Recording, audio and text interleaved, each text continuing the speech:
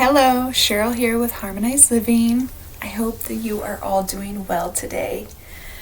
The purpose of this video, I'm going to get comfortable, is to discuss the power of choosing a word for the year. This may be something that you've heard before. This may be even something that you've practiced before. But if you are new to this, there's kind of this intention behind the word that throughout the year, whatever word you choose, or really allow the word to come to you,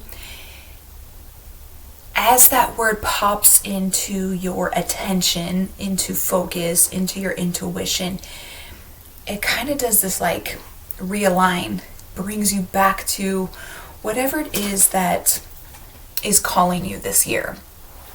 And over the years, I have played with this, and typically the word doesn't really come to me until February, which we are in.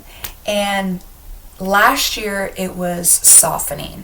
I was really approaching this softer, feminine energy side of me, and in that I continued to welcome and I continued to remind myself that I am safe to let go of my grip, let go of whatever I'm hanging on to, whatever I'm attached to, both physically, emotionally, mentally, and spiritually. I wouldn't say both, I would say all four.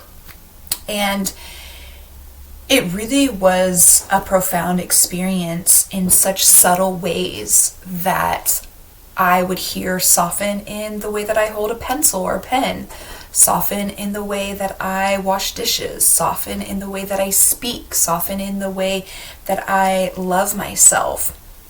So it really was an interesting journey to witness and watch, and just every time I heard that word, whether it was through somebody else or through my own intuition, it was that like, oh yes, where else can I soften? In my jaw?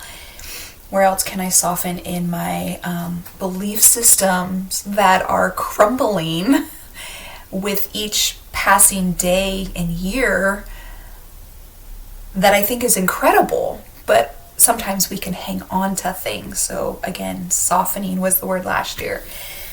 And I really invite you, if you haven't discovered your word of 2023, to just allow it to be in your orbit, welcoming in whatever intuitive sparks you get, to listen to that, to maybe dive in and ask, why would it be this certain word?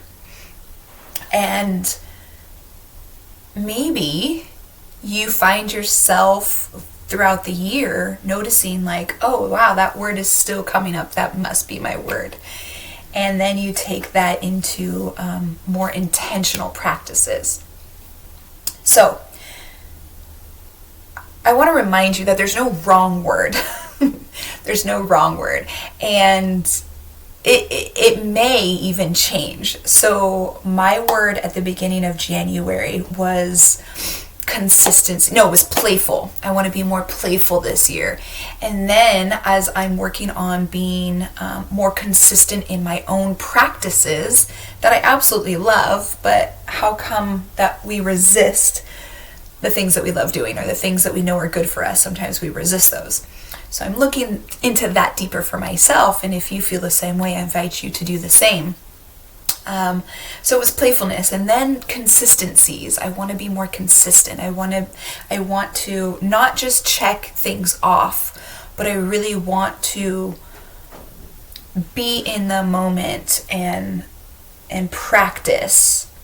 Be in the moment and feel. Be in the moment and notice whether I'm resisting or not resisting. I want to be in awareness. Is that a word? I want to be aware of these things. Excuse me. And with the hopes of getting better and having less resistance to do the things that I love and that is calling me and I know is for my greatest good. So those consistencies were important. Okay, but then the word intimacy came up into my vortex, and I was like, wow, yeah, I really want to be more intimate with myself. I want to see myself. I want to have beautiful experiences with myself, not just intimately, but the intimacy of loving myself, of caring for myself, of caring for others, of being support. Like the intimacy factor really spoke to me. And then this is why I say, like, try not to be like super attached to the word, but really allowing it to see and feel and resonate within you. And then the word trust has come up for me. Trust. And really, to trust myself would be to carry out those intimacy practices, those intimacy activities even.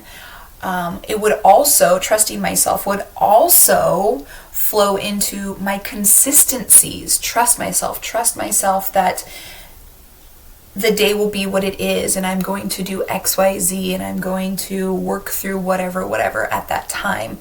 Trusting myself, trust myself.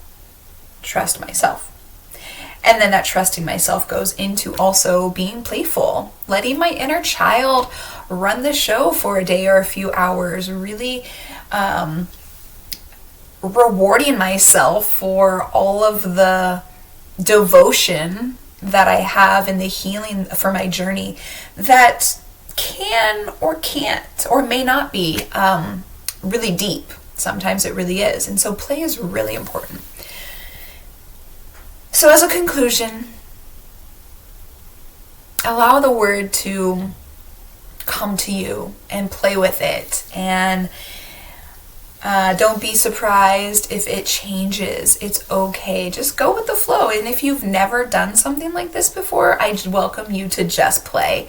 I welcome you to see what comes up, to see what what the feelings of the words feel like for you. And does this word feel uncomfortable? Are you already putting limitations on yourself and this word? Or if you're really excited about it and just ready to go and yep, that word's mine and I'm going to do it and it speaks to me, and hold that all year long and just notice how that word can have such an impact in your day, in the hour, in the minute, and even shift things and shift your perspective to something that could be so small in your mind, but yet be expanded into the bigger picture just through that one word. All right, guys. I hope this has served you. If you have any questions, please put them in the comment box or reach out to me. And I look forward to talking to you soon. Bye.